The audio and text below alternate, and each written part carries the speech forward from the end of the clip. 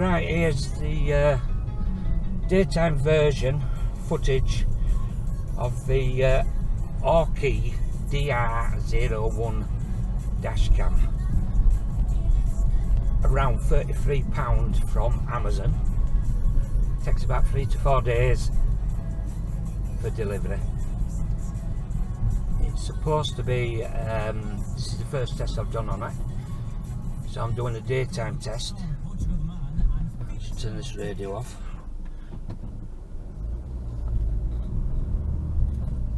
Where were I? Daytime test, and I'll do a nighttime test after this. The camera takes up to 128 gig micro SD card. I would recommend not going with the scan disc. That's just not me, but other people as well. I've had failures with the micro SD scan disc one, so I'd go for Transcend if you can. Got to be at least class 10. Out of 128 gig, you will get, before overwrite, a good 12, probably 18 hours, depending on frame rates, what settings you've got on, whether you've got it on 720p or whether you've got it on the 1080p. I'd stick with the 1080p personally. Better to capture registration plates and such as like that. 720s, really, you got a lot of motion blur and all that lot on it. Resolution's a bit naff. You can get it with a GPS module, but I haven't found that on the internet as yet, even though it does have a function that you can plug the GPS module in.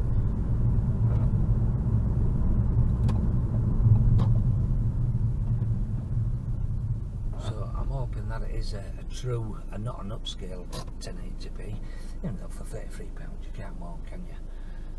Really.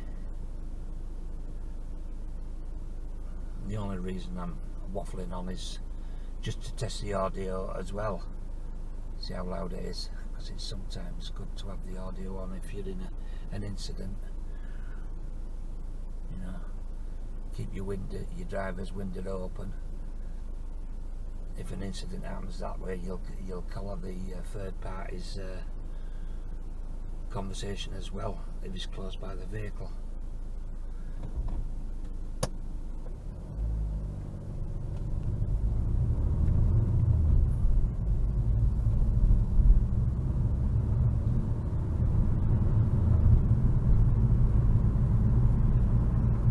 Camera at the moment might look a bit cockeyed or whatever. This is just a temporary fix, just to test it.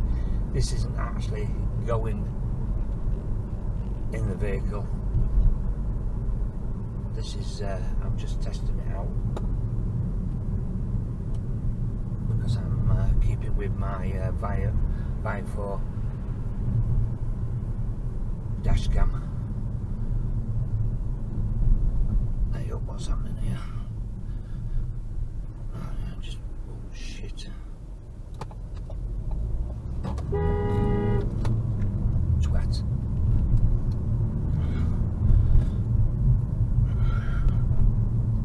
Anyway, sorry about that.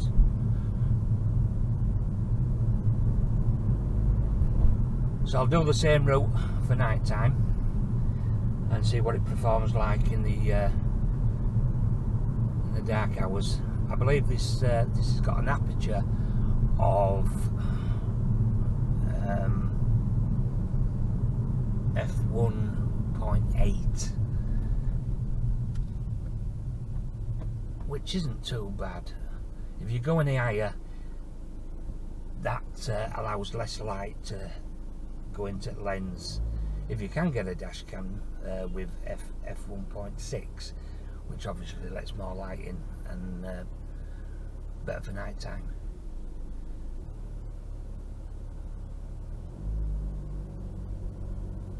Some next base ones have actually got 2.0, I think, which is really poor nighttime quality. The lower the aperture, the better the camera is performing at night time. A lot of people think, oh, it's got an high aperture, that's good.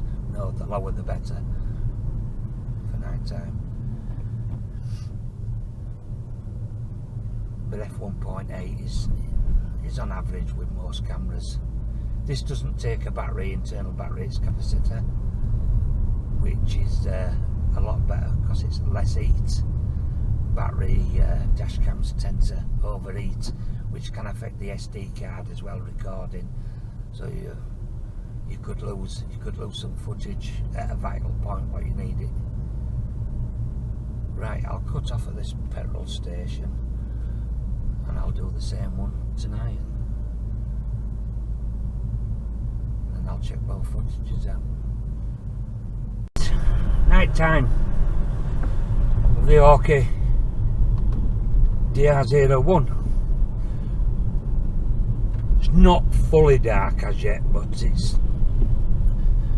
it's good enough to give a nighttime sample.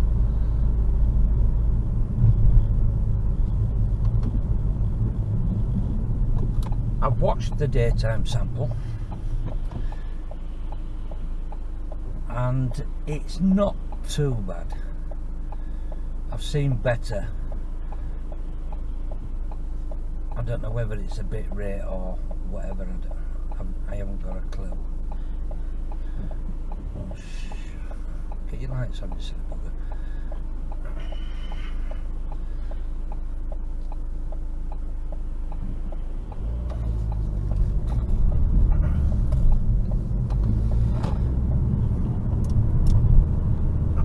Few problems, little problems, but should be noted. The little sucker mount that it comes with a couple of mounts. The one where you can, a suction mount, which is pretty naff. It's flimsy. I can see it breaking quite easily. And then you've got a window mount what you can stick on with a double-sided sticky tape, which comes with it, the 3M double-sided tape.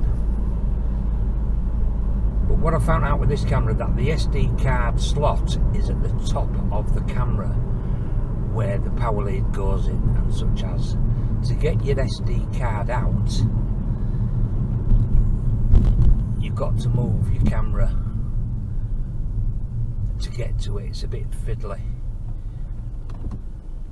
and for some unknown reason there's no power switch on the camera. To turn the power off, you've got to unplug the cigarette socket, or if you've hardwired it, then you have to take the micro USB out of the top, which is a pain in the ass really, because it's fiddly putting it in, because then you've got to readjust your camera every time you want the card in and out, and such as like that. Oh, I'm going through amber.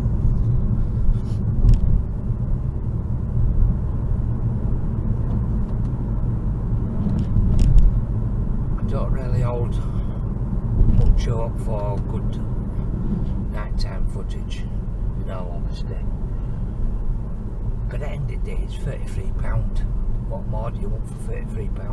And that's with free postage. So for a budget camera, yeah, I'd go for it. As long as you're not taking that SD card out every 2 minutes, so to speak, to look at footage. I would only get it out if needed. Otherwise, the bracket on the camera is going to break. It's going to get loose. It gets slack. So then you hear footage on YouTube dash cams, and there's that rattle. That's with the bracket and the buttons being used a hell of a lot of times. So the least you mess with the camera, the better. but for me, I'm not going to I wouldn't have one in my car, because I'm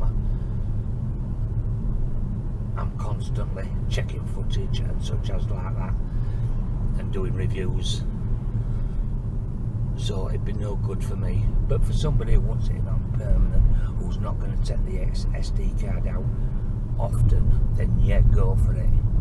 Or you can pay an extra £15 and I'd go for the Vivo G1W-S,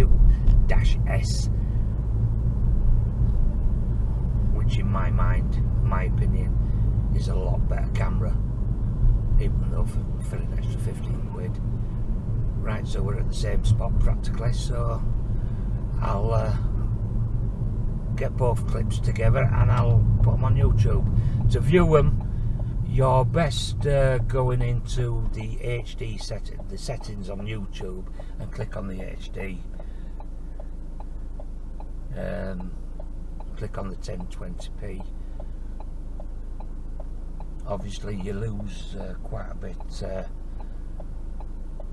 not quite a bit, but a bit of quality when you upload to YouTube or Facebook.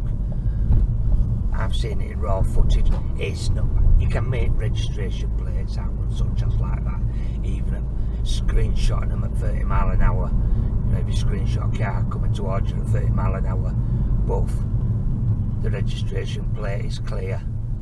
Unlike something like a 720, there'd be too much motion blur. So yeah, still go for it if that's your budget. And the volume is quite clear as well.